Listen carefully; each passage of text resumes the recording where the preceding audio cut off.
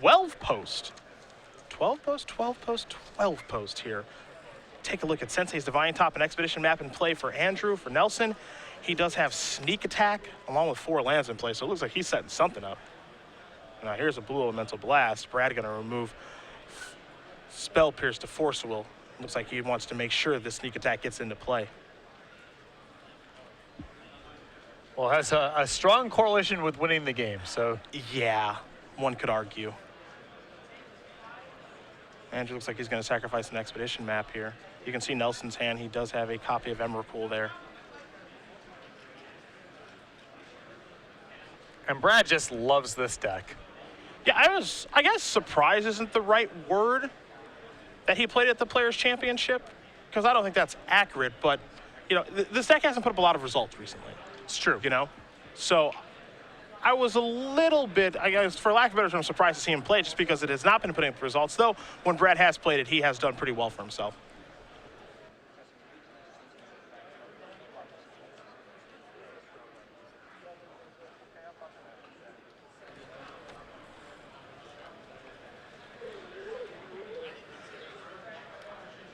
Force of Will. Moving Glen Elendra Archmage. You are a naughty Nelson. Glen Elendra Archmage? Yeah, there's one hanging out I was on the going to say, that's sideboard. got to be a one of. Got to be a one of. Now here's a Needle. We'll get confirmation on what that's naming here in just a moment.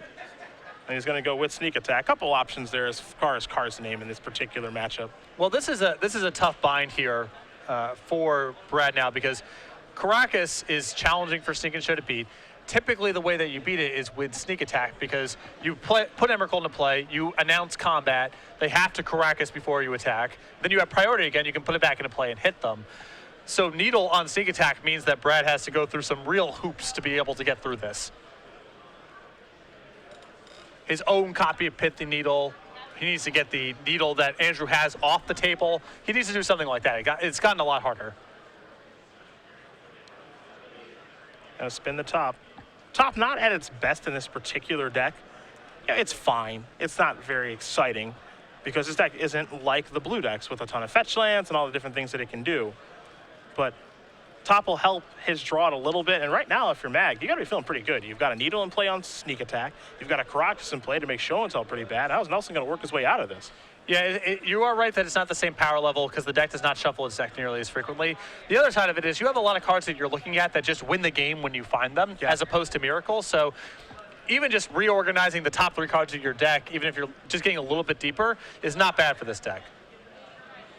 Take a look at the post count there. It looks like there are 2 Cloud Posts in play. You see a Vesuva on top of a Cloud Post and then 3 copies of Glimmer Posts out there. So those Cloud Posts right now, because there are 5 Locusts in play, tapping for a boatload of mana, 5 each. A lot of mana available here for Maag, so he's just looking for some sort of Eldrazi, maybe even a Primeval Titan, if he does have another source of green mana to close the game out with. I have Ugin as well. Yep, that'll work just fine. Would definitely do the trick from here. But Needle on Sneak Attack plus Caracas is a really challenging combination of cards for Brad to beat. Another Ancient Tomb to draw here for Nelson.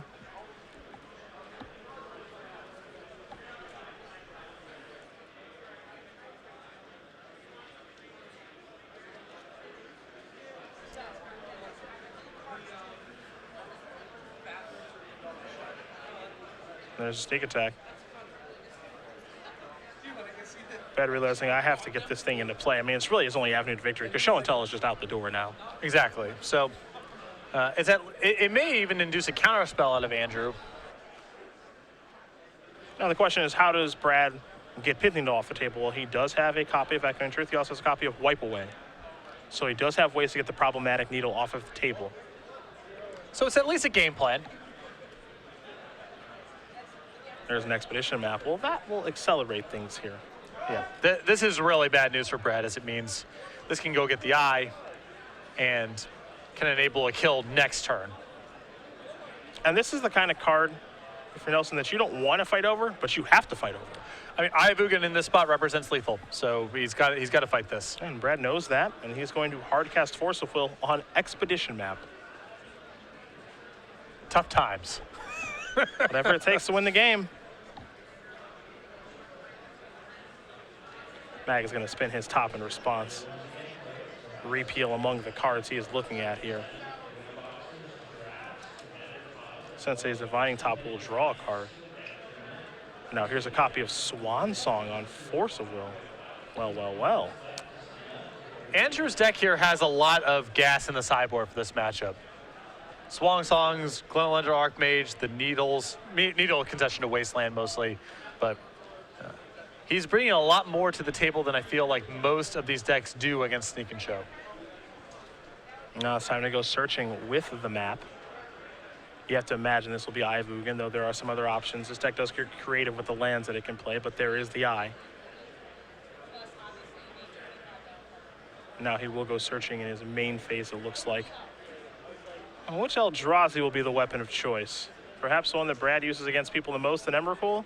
That is correct.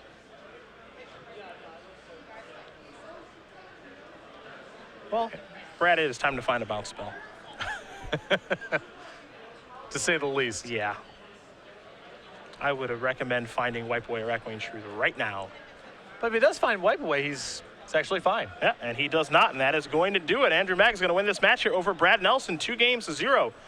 Cloudpost will take care of Sneak and Show, and I do wonder how close that matchup is. You know, it can go pretty back and forth there, but 2-0 is pretty telling. Well,